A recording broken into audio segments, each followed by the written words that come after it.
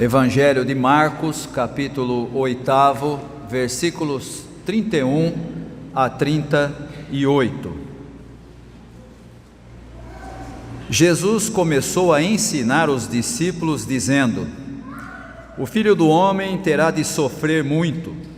Ele será rejeitado pelos líderes judeus, pelos chefes dos sacerdotes e pelos mestres da lei. Será morto e 3 dias depois ressuscitará.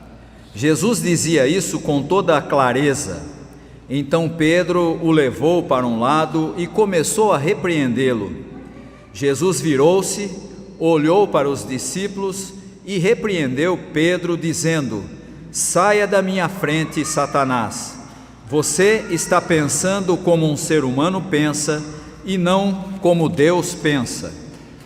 Aí Jesus chamou a multidão e os discípulos e disse: Se alguém quer ser meu seguidor, que esqueça os seus próprios interesses, esteja pronto para morrer, como eu vou morrer, e me acompanhe. Pois quem põe os seus próprios interesses em primeiro lugar, nunca terá a vida verdadeira. Mas quem esquece a si mesmo, por minha causa e por causa do Evangelho, terá a vida verdadeira. O que adianta alguém ganhar o mundo inteiro, mas perder a vida verdadeira? Pois não há nada que possa pagar, que poderá pagar para ter de volta essa vida. Portanto, se nessa época de incredulidade e maldade alguém tiver vergonha de mim e dos meus ensinamentos, então o Filho do Homem, quando vier na glória do seu Pai com os santos anjos, também terá vergonha dessa pessoa. O texto que nós acabamos de ler marca o início da preparação de Jesus para a sua morte e ressurreição. E é por isso que ele está nesse período do calendário litúrgico, que é o período da Quaresma. E o texto começa com uma informação muito interessante, dizendo que Jesus ensina os seus discípulos sobre o caminho que ele seguiria e que ele e seus seguidores também deveriam seguir. E essa ideia, essa expressão que aparece aí, que Jesus está ensinando os seus discípulos, é muito importante nesse texto, porque demonstra aquilo que nós temos visto aqui nos últimos cultos a respeito da proclamação de Jesus a respeito do reino de Deus.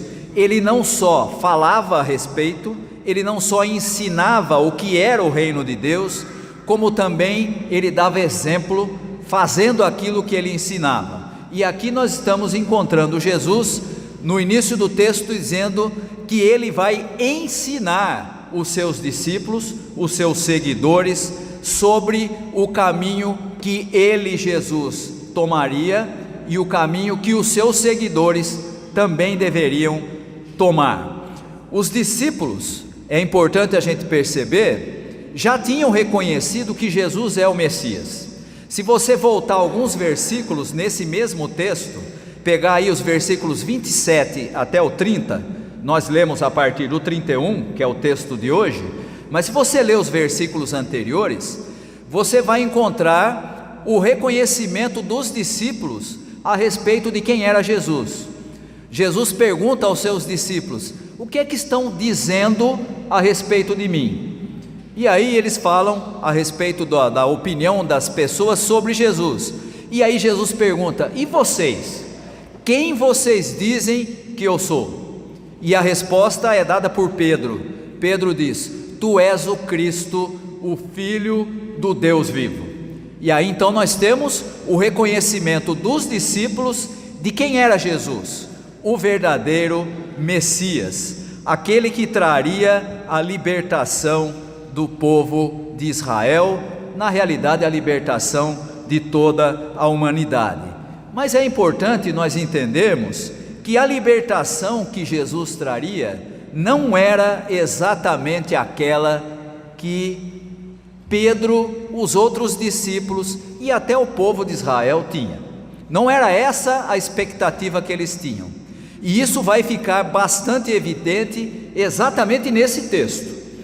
Jesus então começa a preparar os seus discípulos para o que viria. E o que é que viria? A sua morte e a sua ressurreição.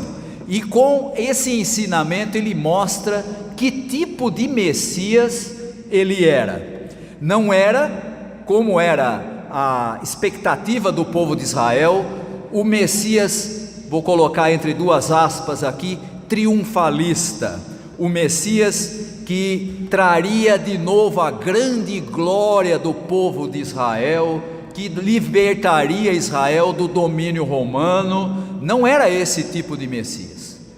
Jesus vai demonstrar nesse texto que ele era alguém que daria a própria vida para o resgate, para a salvação, não só dos judeus, mas de toda a humanidade.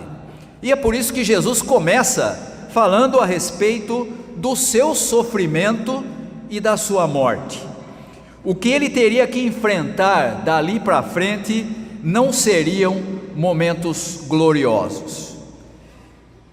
E não era o tipo de coisa que os discípulos queriam ouvir.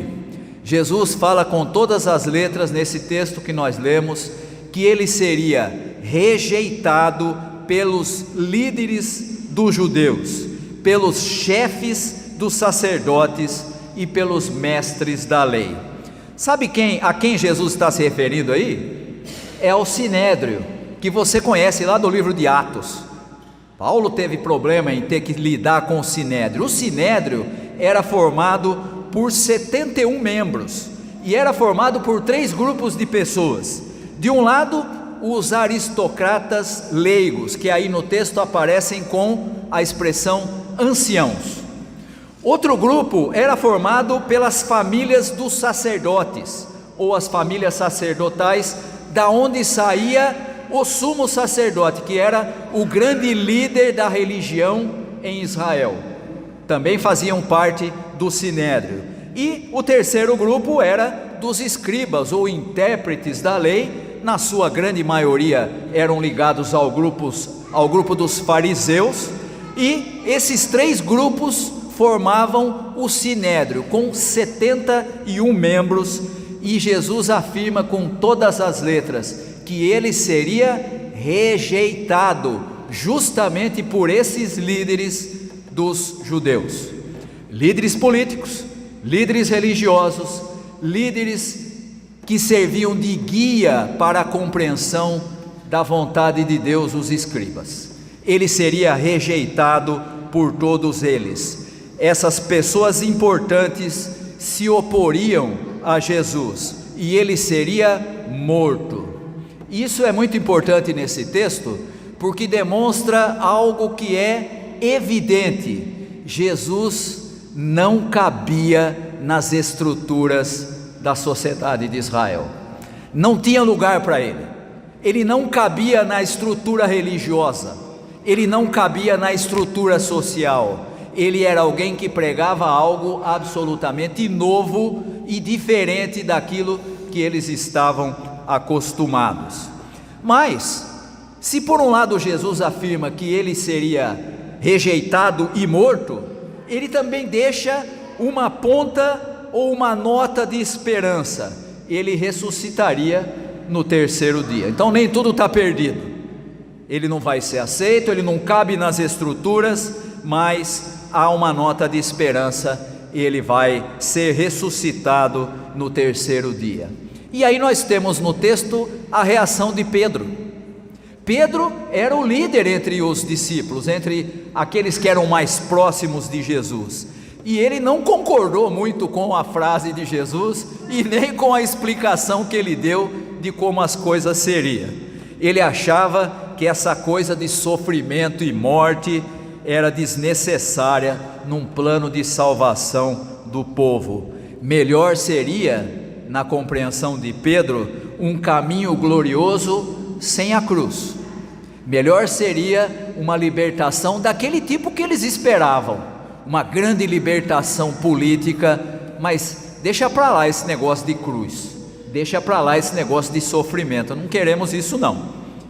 E aí então ele se sente no direito de repreender Jesus, tenta convencer Jesus de que não precisava ser daquela forma. E essa é a reação não somente de Pedro, mas é também a reação que estava enraizada em todo o povo de Israel. Era assim que eles pensavam, era isso que eles esperavam do Messias.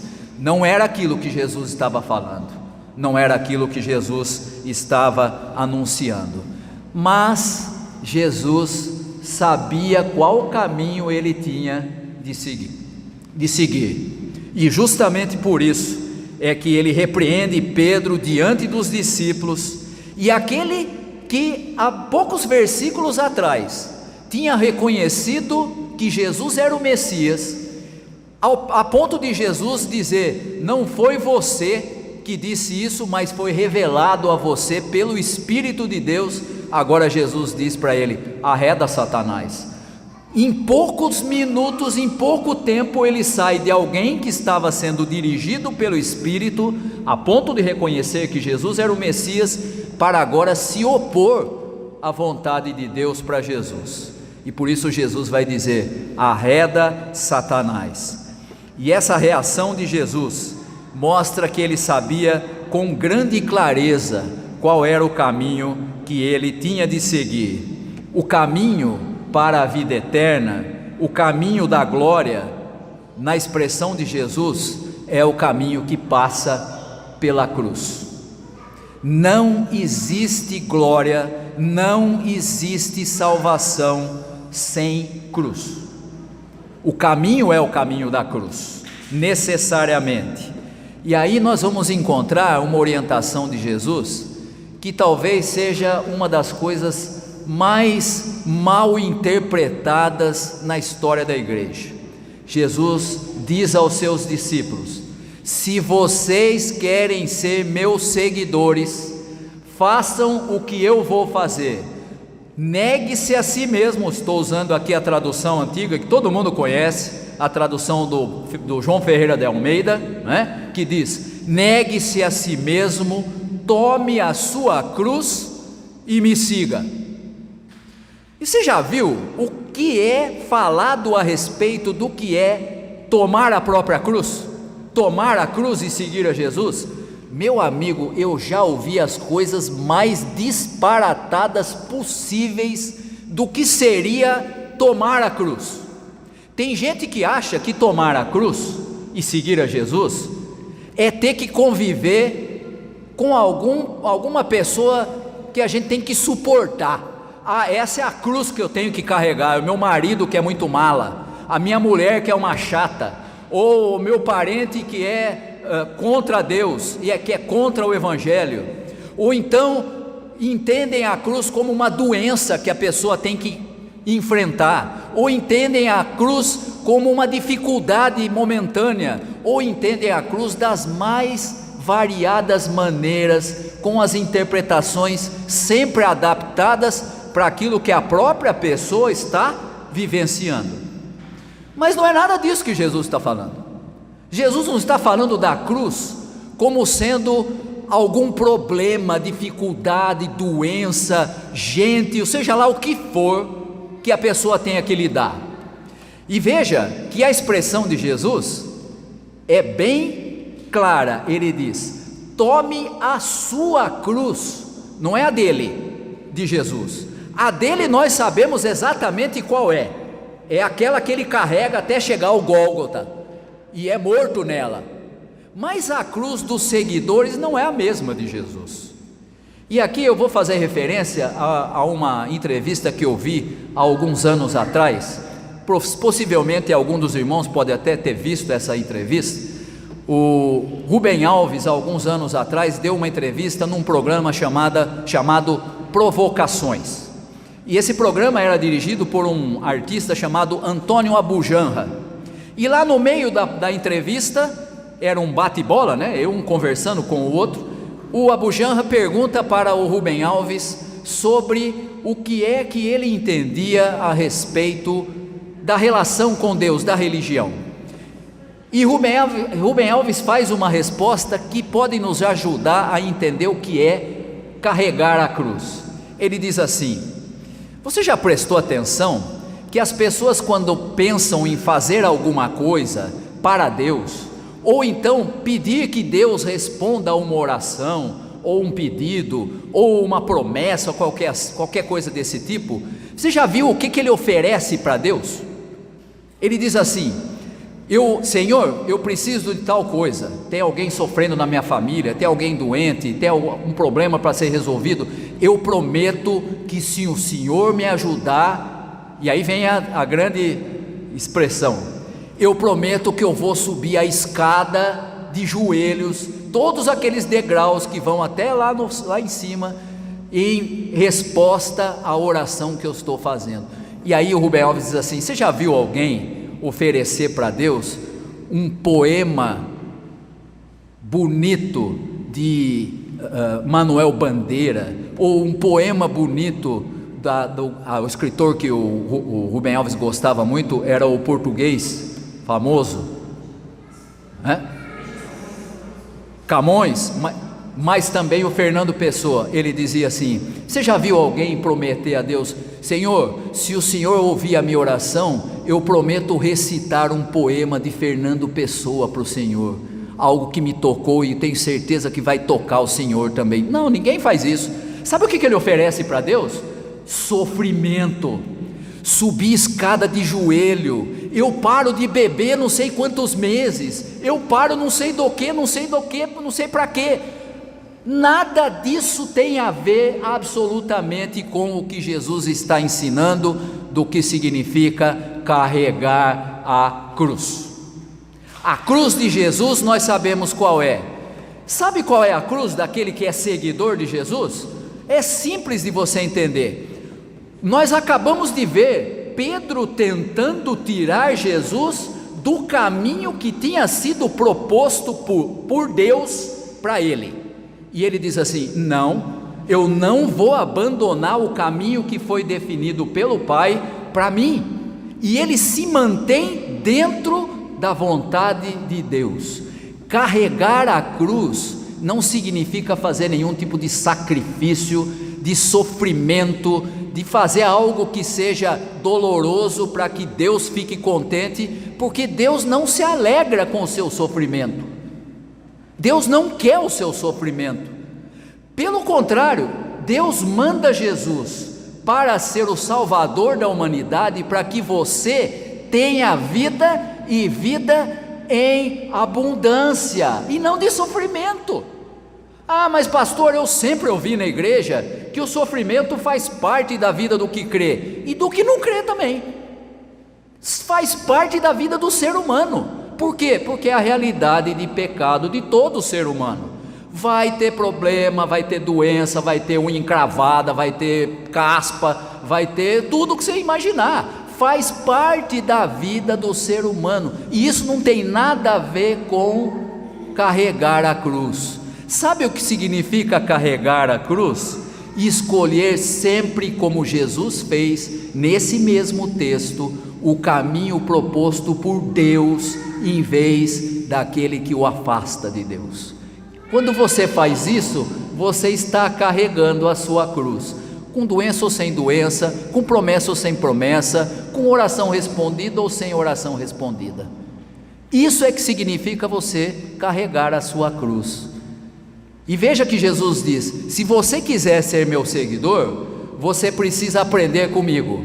Negue-se a si mesmo, não é o que você quer, é o que Deus tem proposto para você.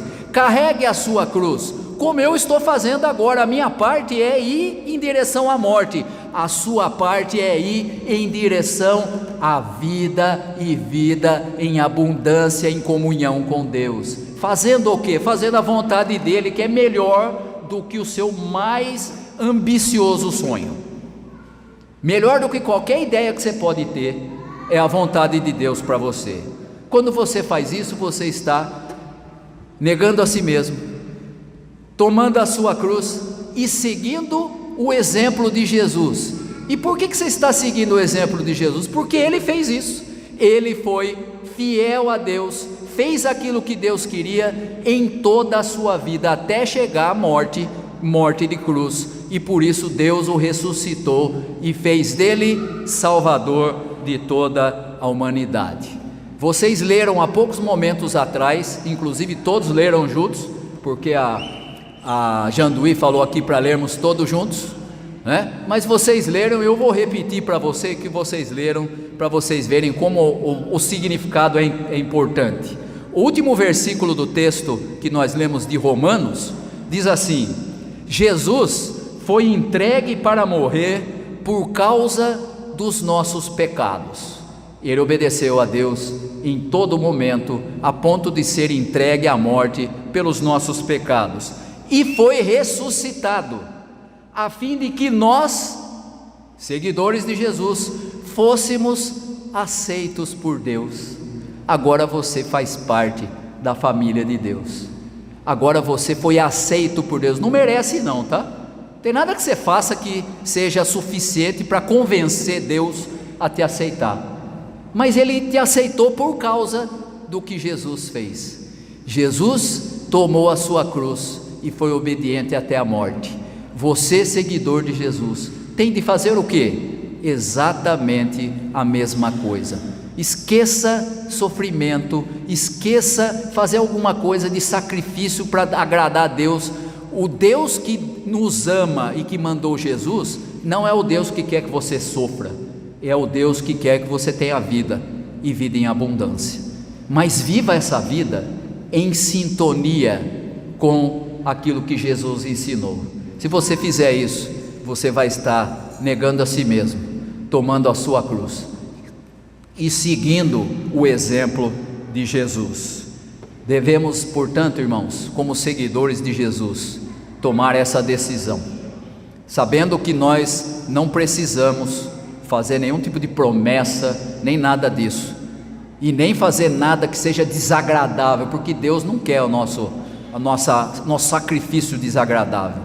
Devemos sim seguir a Cristo, sabendo que a vontade de Deus é o melhor para as nossas vidas. Que Deus possa abençoar aos irmãos e às irmãs, e que nós possamos ouvir o chamado de Jesus: negue a si mesmo, tome a sua cruz e siga-me. Não há caminho melhor a se seguir. Que Deus nos abençoe. Amém.